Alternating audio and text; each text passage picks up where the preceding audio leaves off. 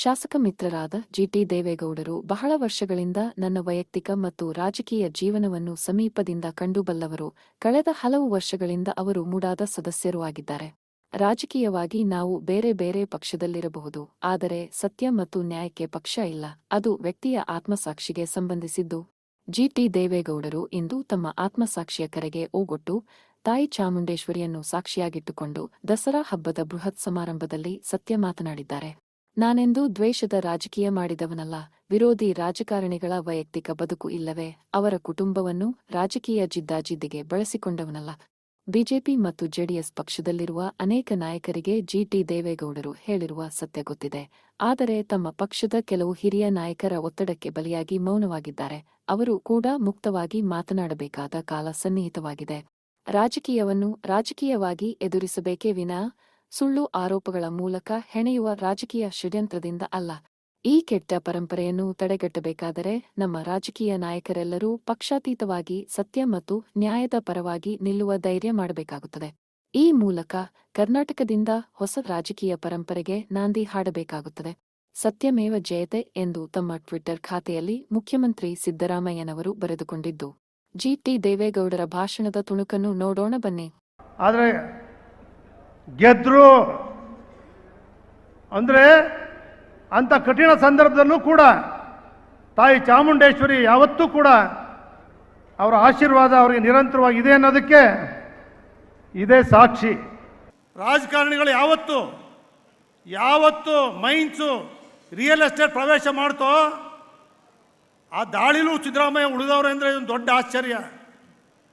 ಸಿದ್ದರಾಮಯ್ಯನವ್ರ ಬಗ್ಗೆ ನನಗೆ ಗೊತ್ತಿರೋದ್ರಿಂದ ಮಾತಾಡ್ತೀನಿ. ಚಾಮುಂಡೇಶ್ವರಿ ಸನ್ನಿಧಿಯಲ್ಲಿ ಕುಟುಂಬ ನೋಡಿದವರಲ್ಲ, ಮಗನೂ ನೋಡಿದವರಲ್ಲ, ಹೆಂಡತಿನೂ ನೋಡಿದವರಲ್ಲ. ನಮಗೆ ಗೊತ್ತಿದೆ ಚೆನ್ನಾಗಿ. ಈಗ ವಯಸ್ಸಾದ್ಮೇಲೆ ಏನೋ ಪ್ರೀತಿ ಬಂದಿದೆಯೋ ಏನೋ ಗೊತ್ತಿಲ್ಲ ನನಗೆ. ಅವರು ಯಾರು ಒಳ್ಳೆ ಕೆಲಸ ಮಾಡಿದ್ದಾರೆ, ವೀರೇಂದ್ರ ಪಾಟೀಲ್ ಇರಲಿ, ಕೆಂಗಲ್ ಹನುಮಂತಯ್ಯನಿರಲಿ, ಹೆಗ್ಡೆಯವರಿರಲಿ, ದೇವೇಗೌಡರಿರಲಿ, ಯಾರೇ SM ಕೃಷ್ಣ ಅವರಿರಲಿ, ಒಳ್ಳೆ ಕೆಲಸಗಳನ್ನ ಏನು ಮಾಡಿ ಬಿಟ್ಟೋಗಿದ್ದಾರೆ ಸ್ಮರಣೆ ಮಾಡ್ತಾ ಇಲ್ಲ. ಎಲ್ಲ ಗಾಜಿನ ಮೇಲೆ ಕೂತಿದ್ದಾರೆ. FIR ಬಿತ್ತು ಅಂದರೆ ಯಾರು ಇರುವಂಗೇ ಇಲ್ಲ.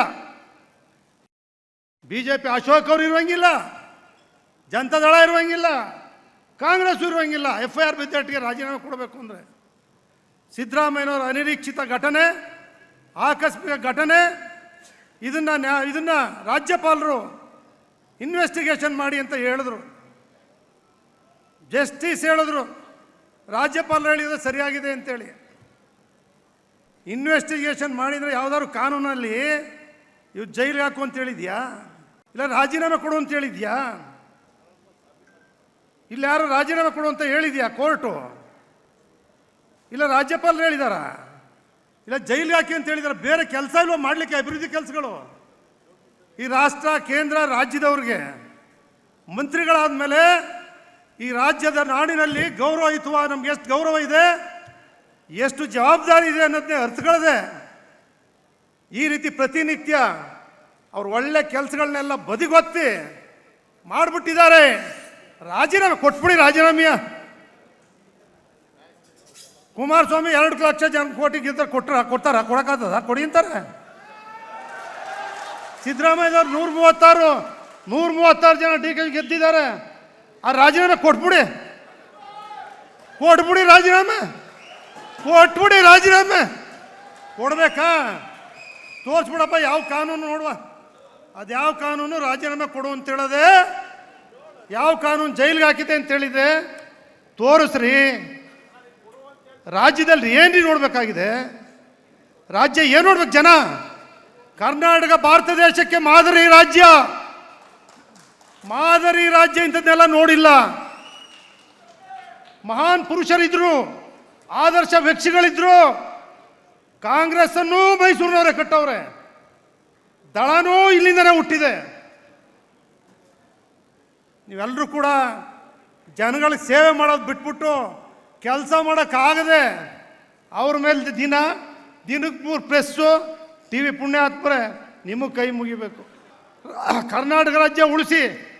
ನಮ್ಮ ಸಿದ್ದರಾಮಯ್ಯನವರು DK ಅವರೆಲ್ಲ 5 ಗ್ಯಾರಂಟಿ ನಿಜ ಮಾಡ್ತಾ ಇದ್ದೀರಿ. ಮಾಡಿ ವಿಧಾನಸೌಧದಲ್ಲೇ ಹೇಳಿದೆ ನಾನು, ಸಿದ್ದರಾಮಯ್ಯನವರೇ ಮಹಿಳೆಯರಿಗೆ ಫ್ರೀ ಬಸ್ ಮಾಡಿದಿರಿ, ಎಲ್ಲ ದೇವಾಲಯಕ್ಕೆ ಹೋಯ್ತಾರೆ, ಅವ್ರ ಆಶೀರ್ವಾದ ನಿಮ್ಗೆ ಇರುತ್ತೆ ಅಂತ ವಿಧಾನಸೌಧದಲ್ಲಿ ಹೇಳಿದ್ದೀನಿ, ಇಲ್ಲಿ ಹೇಳ್ತಾ ಇಲ್ಲ.